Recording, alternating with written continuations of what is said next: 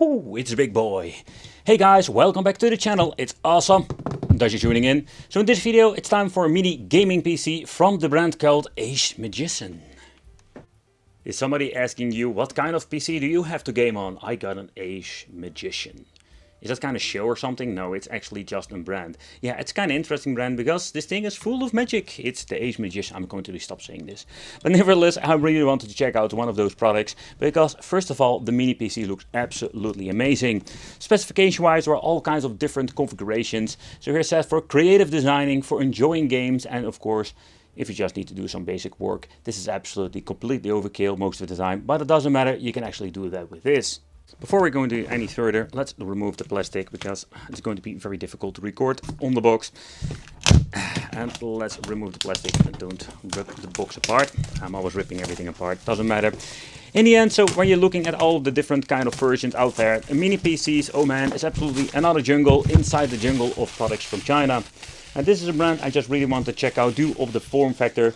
Take consideration there are different kind of companies out there like V-Link, there are so, like as I say, higher quality. But the thing I wanted to chit chat with you guys about is like all kinds of versions you're actually having.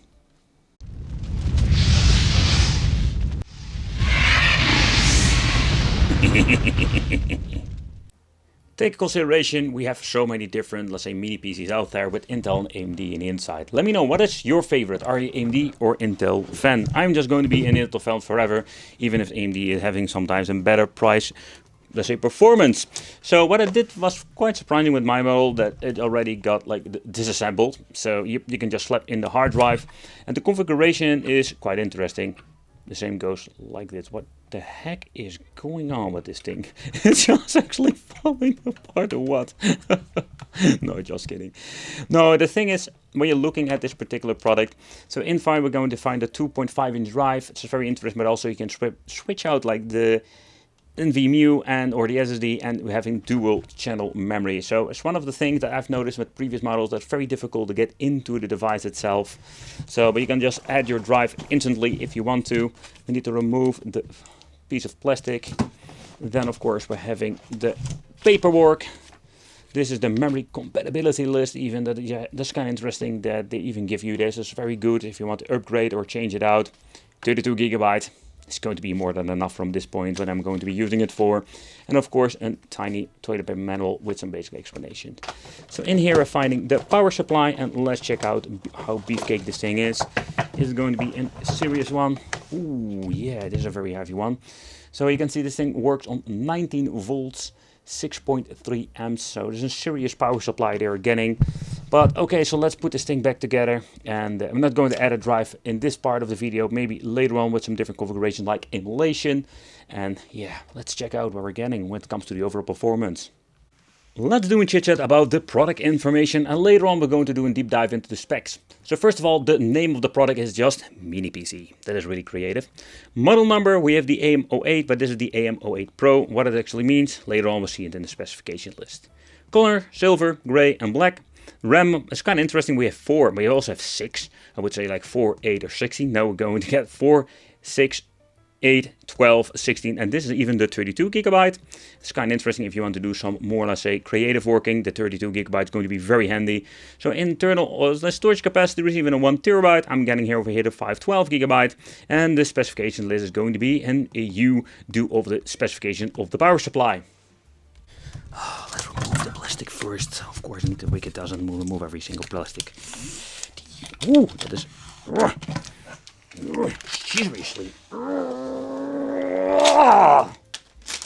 The side cover, the way how they actually made it, is quite interesting. So you don't need to rip this thing apart or unscrew everything. You can see there are 2 magnets over here, and yep, magnets.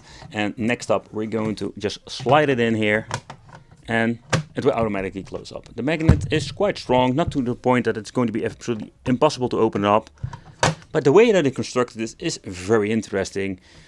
Something I've personally never seen before. At the front we do have 2 USB port 3.0 and headphone jack out, and even a USB-C. And I'm always very happy to see those USB ports because I do use them a lot. It's not only for your keyboard and mouse, but also when you just want to plug in, let's say, a card reader or something else. It's super handy, very convenient. And then we're having the input for the power supply, the RJ45 connection, 2 HDMI out and 2 another, let's say, USB 3.0. That makes in total 4. Okay, so one of the cool features this thing actually has, that we can just auto-tune it. And I mean particularly you can just switch between the power. You're having the performance mode, auto mode. And the switch in this thing feels kind of nice. And of course it also uses for an on and off switch. This is also another very cool feature that's pretty damn awesome. But let's put them on performance mode, because that's actually what we're going to be testing out. So one of the things I find pretty damn awesome, that they're implementing even a sticker. So if you have problems logging in online, you can just use this option. So you can just skip it. There's, by the way, a very cool option. I think it was also called no thank you, like boot up. You can even skip the full, let's say, adding your Microsoft account to it. Also, it comes with the AMD Ryzen 9, the 6000 series. Yep, and yeah, I must say the way how the actual thing looks is pretty damn also cool too. But one of the features of this device is of course the RGB lighting on top. This thing looks absolutely stunning, I can tell you that. But if you're having a completely RGB setup, this thing will absolutely fit the profile perfectly. So another thing I just wanted to showcase, I already shown you in the way how this actually works, when you're just going to be moving it in different kind of performance modes. But it was also kind of cool and a very cool detail when you're just switching between the performance modes. Also the LED of the power switch will switch between blue, green and red. Okay, so when it comes to the older games, this will run just perfectly. Outrun 2006, one of my favorite games to test and play. This will run on 1080p without any problem, and every setting that I can find upscaled to the highest setting. Nevertheless, this is going to be absolutely an overall great performance and no issues for a chipset like this.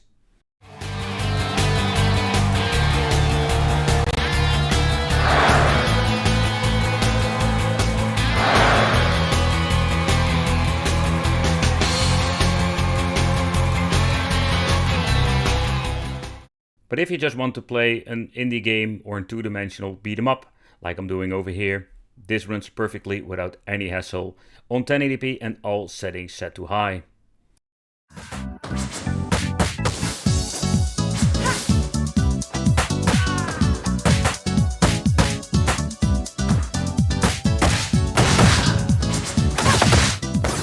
Moving on to a more demanding game, and that is already an older game, Street Fighter 4 Arcade Edition, and this will run on 1080p with every setting to high or ultra without no problem whatsoever.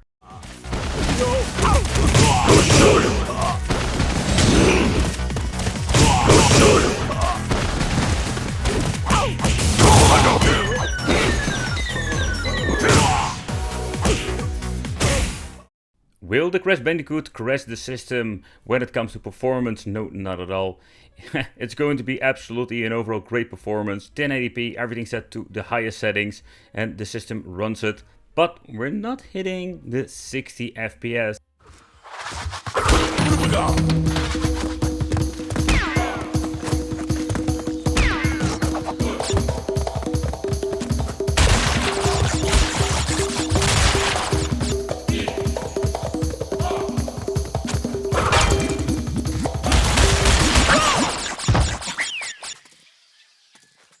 Another game I also love to try is Dead or Alive 6 on the Windows platform. Oh, and this game is quite difficult to play when it comes to like the 5000 series of AMD. But with the 6000 we have such a big improvement in the overall, let's say, performance of the game. It runs perfectly on the highest settings, full HD, and it looks absolutely astonishing.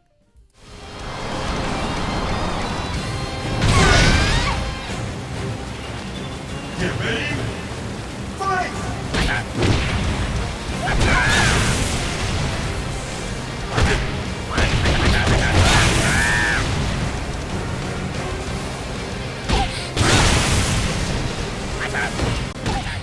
But PlayStation 2 emulation is no problem for this chipset, and we will have a lot of fun playing some old school PlayStation 2 games on this mini PC.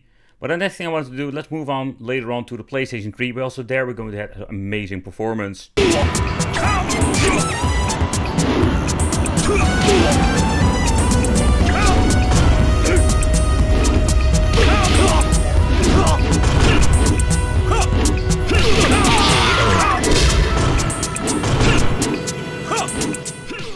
So one of the things I've noticed with the 6000 series compared with the previous model is that the loading speeds are so significant faster, and you don't need to wait a very long time. It also implements when it comes compiling shader situation.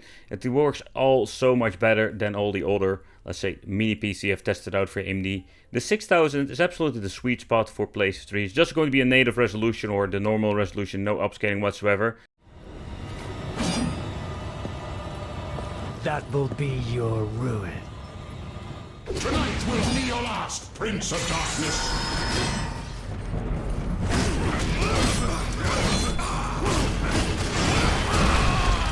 You are going to die.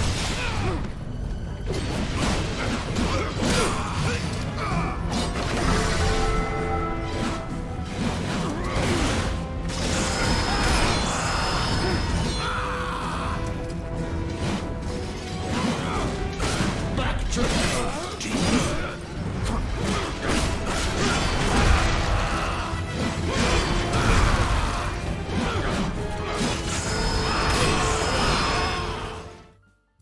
Another system I'm really looking forward to check out is the PlayStation Portable, where we can upscale this thing to the maximum upscaling and even adding some extra filter over it, making the game look absolutely stunning. And on a bigger display this looks finally great. But another thing I've noticed when getting into cutscenes, we have a minor drop to the 52 frames, but the overall, let's say, performance is quite good.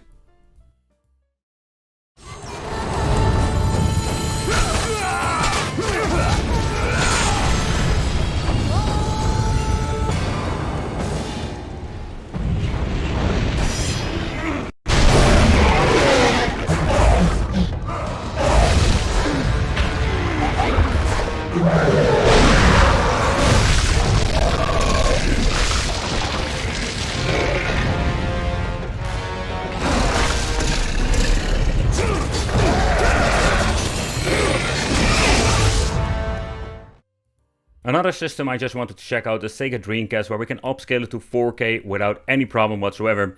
The weird thing is with Dead or Alive 2, I had some strange, let's say, artifacts going on the characters and some places on the stages. So it was not something problematic, but somehow there was a compatibility issue, maybe due of the combination of chipset I'm using. Because when you're looking into the Sonic Adventure 2 that I wanted to test bench, that works without any problem. So that's kind of interesting, but also kind of strange. Assume level 1 defense formation. Hold B button down to log on. Release it to fire a homing missile. Level 1 security door breach. Emergency formation. Intercept intruder.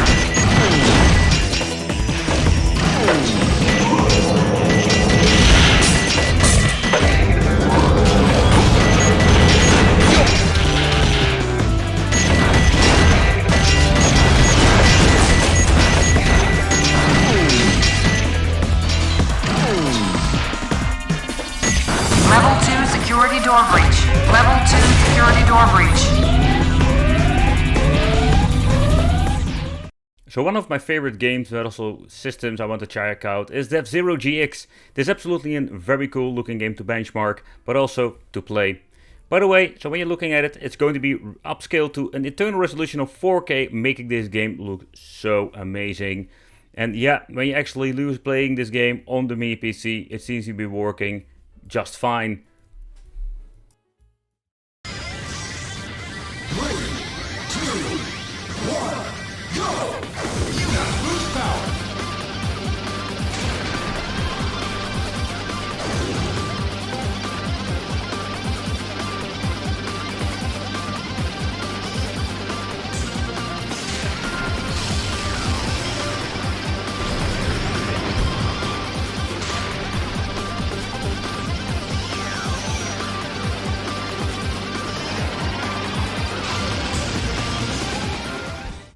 And then of course we're having the Wii system that has a lot of hidden gems when it comes to game for emulation. Upscaling it to 4K, also here we do have an overall good performance. And the chipset of the 6000 is a quite interesting one if you want to check out some more emulation. Of course we have some limitation, but we're going to talk about it later on.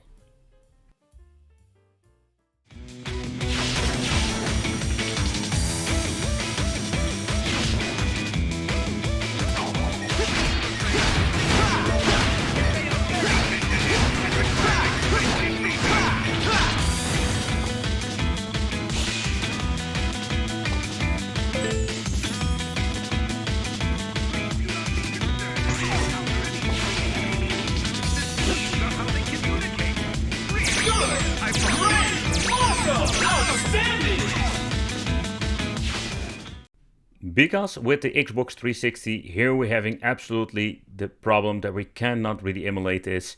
This is just not something we can do. Maybe in the future with newer AMD chipsets, but for now, with this particular model, it's a big no-go.